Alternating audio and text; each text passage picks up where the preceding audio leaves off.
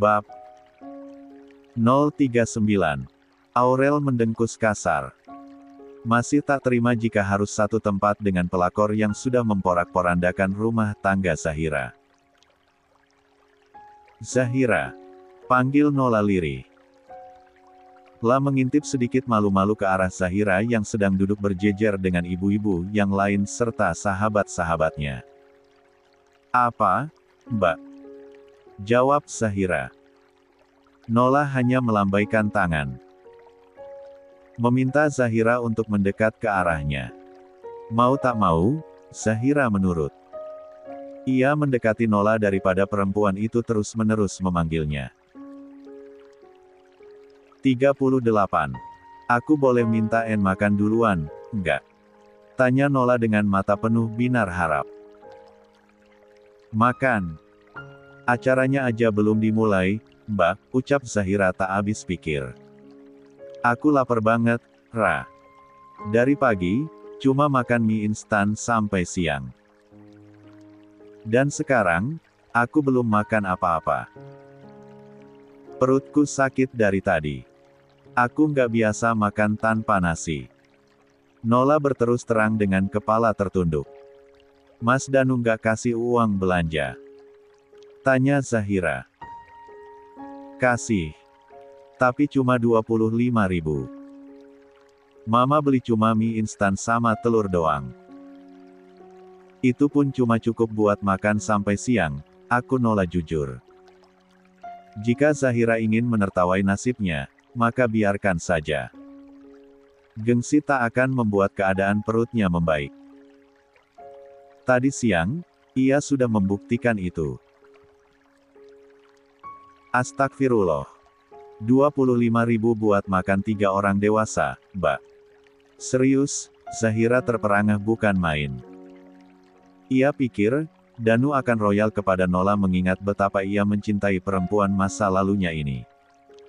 Tapi ternyata, Danu justru semakin pelit dibanding saat bersama Zahira dulu. Iya, Ra. Aku nggak bohong. Kalau seandainya persediaan bumbu-bumbu sama minyak goreng masih ada di dapur, mungkin Mama bisa aja beli beras sama tempe buat lauk. Tapi, Nola tak mampu meneruskan kalimatnya. Ya sudah, Mbak ikut aku aja ke dapur. Di sana ada makanan, ajak Zahira. Nola tersenyum lebar. Ia meraba perutnya sembari terus mengikuti langkah Zahira yang sudah lebih dulu melangkah menuju dapur. Tiba di dapur, Zahira mengambil 1 kotak nasi dan diberikan pada Nola. Namun, sekali lagi, Nola mengutarakan keinginan yang lain. Aku boleh minta 2 kotak lagi, Ra? Tanyanya tanpa sungkan lagi. 2 kotak. Buat apa? Zahira balik bertanya. Buat Mama sama Papaku di rumah. Mereka juga belum pada makan malam, Ra, ujar Nola sambil cengengesan. Zahira mendengkus kasar. Si pelakor ternyata banyak maunya. Nih. Zahira akhirnya mengalah. Ia menganggap pemberiannya sebagai bentuk sedekah. Semoga saja, dengan membantu tetangga yang kelaparan, maka doanya akan makin cepat diijabah oleh Sang Maha Pengatur kehidupan. Makasih ya, Ra. Aku mau antar ini dulu ke sebelah, ucap Nola dengan girang. Kebetulan, hijab yang diberikan Aisyah menemang hijab panjang yang cukup lebar. Jadi, Nola dengan mudah bisa menyembunyikan 2 nasi kotak yang ia bawa menuju ke rumah sebelah tanpa dilihat dan dinyinyiri ibu-ibu pembencinya. Zahira yang melihat kelakuan Nola hanya bisa menggeleng pasrah. Entah kenapa, lingkaran takdir harus mempertemukan ia dengan manusia ajaib macam Nola. Doa bersama yang dipimpin Kiai Abu berjalan dengan hikmat. Lantunan ayat suci Al-Quran menggema memenuhi rumah Zahira. Para warga yang hadir tampak khusyuk dalam bacaan mereka. Sementara, Aisyah dan Zahira tak henti-hentinya meneteskan air mata sepanjang lantunan ayat suci Al-Quran terus digemakan bersama-sama. Yang sabar, Neng. Hibur Maknani beserta ibu-ibu yang lain setelah serangkaian acara telah berakhir. Mereka kini sedang makan bersama-sama. Makasih, Mak. Ucap Zahira dengan tulus. Ila bersyukur, begitu banyak orang yang menyayangi. 39. Keluarganya. Neng Zira. Kepala Zahira mendongak. Mata perempuan berhijab hitam tersebut sedikit melebar kala melihat siapa yang memanggil dan langsung duduk sambil memeluknya. Bo Dania. Kuat ya, Neng. Bo yakin, abangnya Neng, pasti akan pulang, ucap Bo Dania. Ia melerai pelukannya dengan Zahira kemudian menghapus jejak air mata yang menetes di pipi perempuan baik yang seringkali memberinya makan dan sedikit uang tersebut. Zahira tersenyum. Dapat dilihatnya, ada Pak Iwan, sang mantan mertua yang hanya memperhatikan di ambang pintu masuk. Makasih banyak ya, Bo udah mau datang, kata Zahira. Nggak mungkin Bo nggak datang, Neng. Neng Zira adalah salah satu orang yang paling baik sama Bo selama ini. Mustahil, Neng lagi kena musibah begini, tapi Bo nggak datang memberi semangat, ucap Bo Dania. Ibu-ibu yang lain terlihat biasa-biasa saja dengan kedatangan Bo Dania. Yang ditatap sinis hanya Pak Iwan seorang. Sementara, terhadap Bo Dania yang memang dikenal sangat baik, mereka bersikap seperti biasa. Mah, ayo pulang. Ajak Pak Iwan yang mulai risih dengan tatapan sinis para ibu-ibu. Bo Dania menoleh kemudian mengangguk. Bo pulang duluan ya, Neng. Suami Bo kayaknya udah capek banget. Maklum, kami terima orderan cucian cukup banyak hari ini, pamit Bo Dania pada Zahira.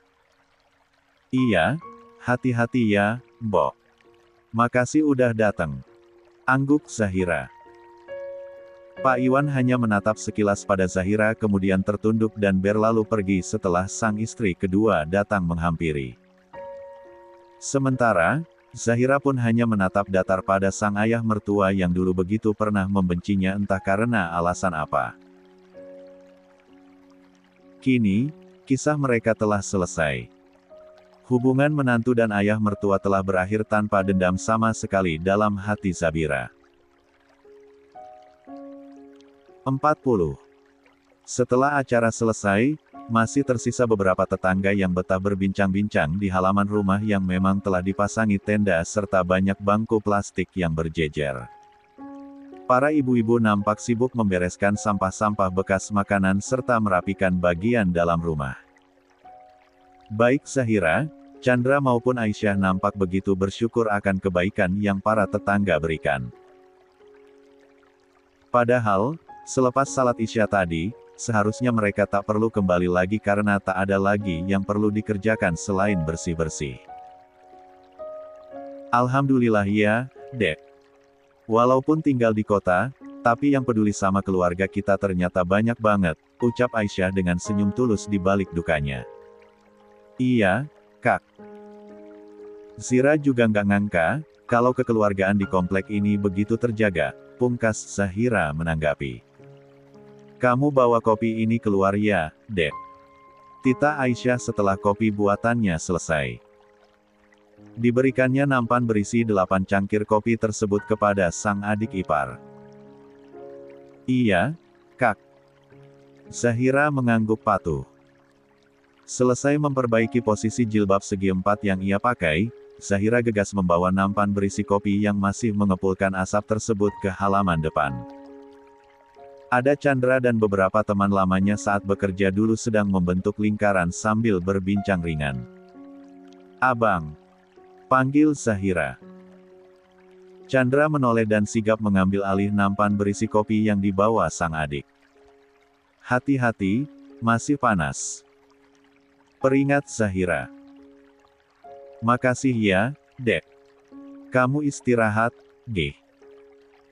Ucap Chandra dengan tatapan prihatin melihat kondisi wajah Zahira yang semakin bertambah sembab. Sepasang matanya bahkan sudah hampir tak terlihat saking bengkaknya. Iya, angguk Zahira patuh. Saat berbalik hendak masuk ke dalam rumah, ekor mata Zahira tak sengaja menangkap siluet seorang lelaki berpostur tinggi. Wanita berlesung pipi itu kemudian berbalik. Di depan pagar yang terbuka, ia melihat seseorang tengah menatapnya dengan wajah yang menyiratkan rasa kasihan dan prihatin. Kak Adit. Lirih Zahira sembari menatap lekat wajah lelaki berkulit putih bersih itu. Abang, kenalin, ini Kak Aditya temannya Bang Cakra, ucap Zahira mengenalkan Aditya pada si sulung. Chandra hanya menatap datar ke arah Aditya.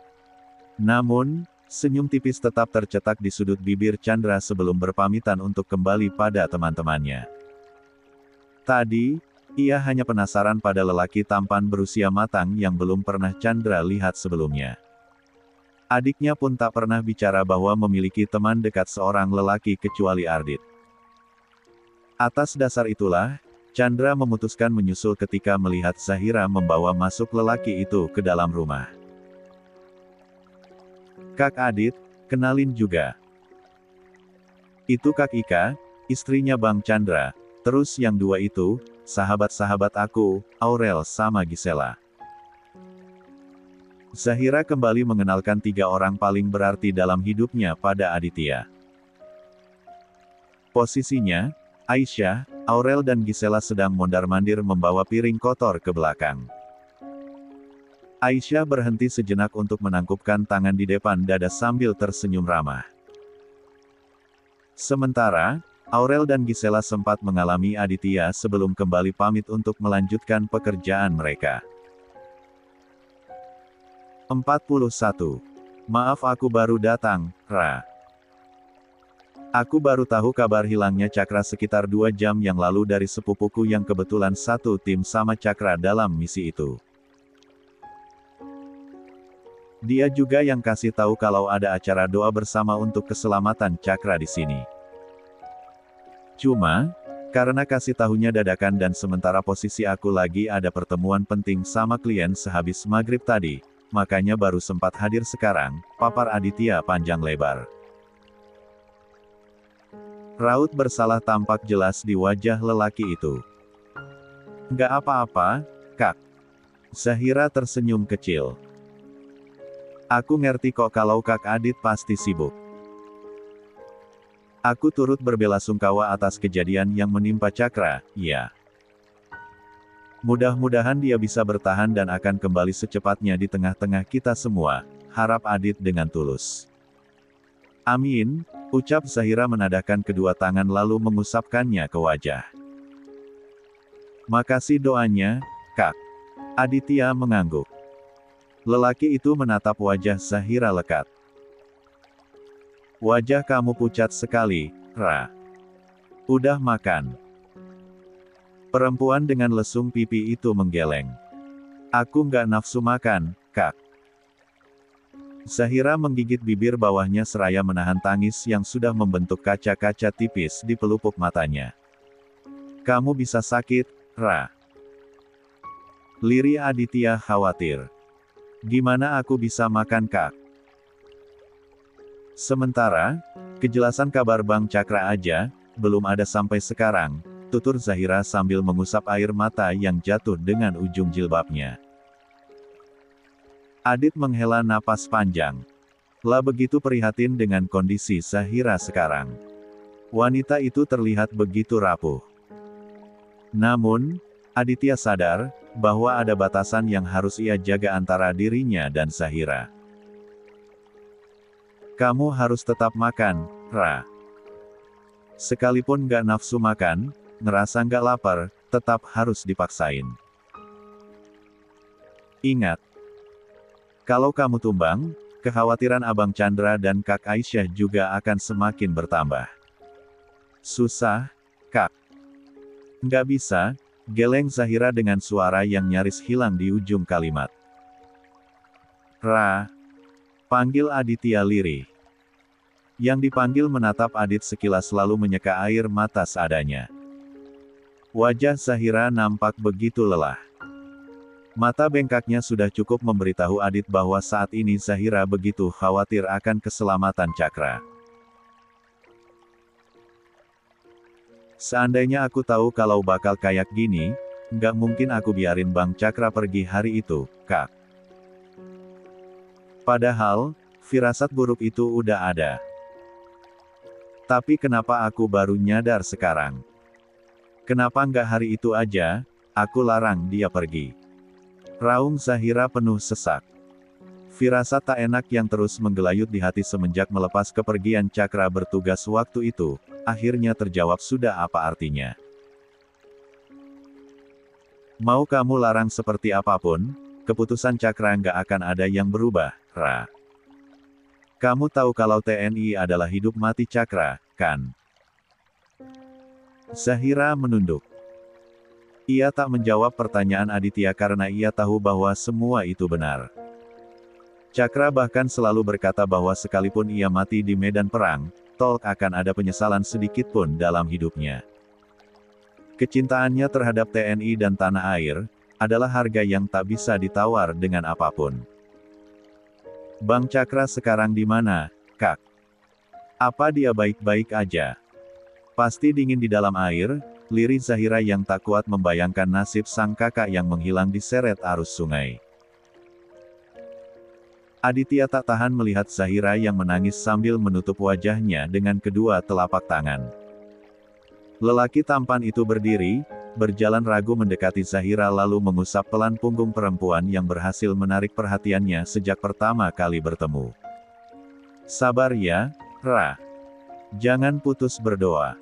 Aku yakin, Cakra orangnya kuat dan gigih. Dia pasti bisa bertahan dan 42.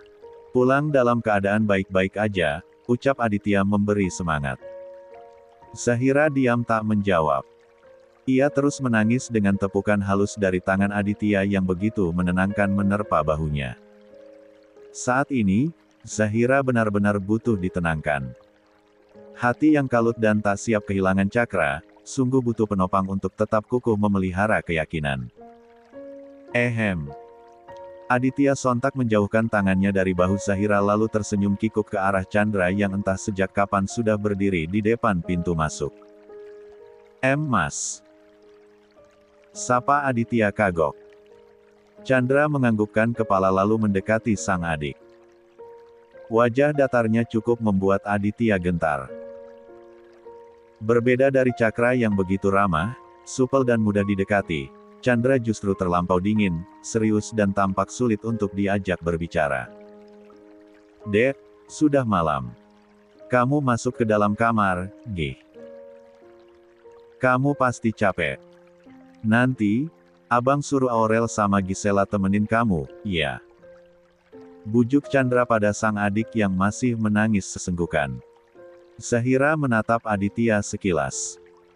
Ada rasa tak enak jika meninggalkan Aditya sendirian di tengah orang-orang yang tak lelaki itu kenali. Tapi, Kak Adit. Biar abang yang temani. Dia temannya Bang Cakra, kan? Berarti, teman abang juga, potong Chandra sebelum kalimat Zahira selesai. Berpikir beberapa detik, Zahira akhirnya mengangguk. Kak, Zira pamit istirahat, ya. Kak Adit ngobrol sama Bang Chandra aja dulu.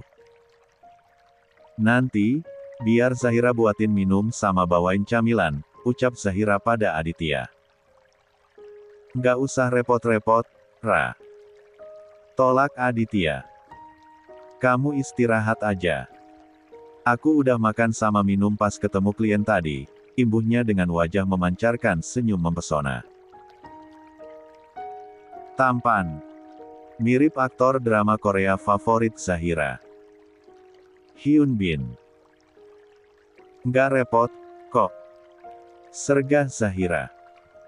Ia bangkit hendak menuju ke dapur. Namun, Rupanya Aisyah sudah terlebih dulu datang dengan secangkir kopi dan setoples kue kering buatan sendiri. Ini udah Kak Ika bikinin, Ra. Kamu istirahat, deh. Pinta Aisyah. Kak Ika juga istirahat, ya. Aku tahu, Kak Ika juga capek, balas Zahira pada sang kakak ipar yang begitu baik. Sejak dulu, Aisyah tak pernah berubah kepadanya. Nanti, Ra. Masih banyak tetangga yang belum pulang, ucap Aisyah dengan senyuman. Kamu duluan aja, imbuhnya.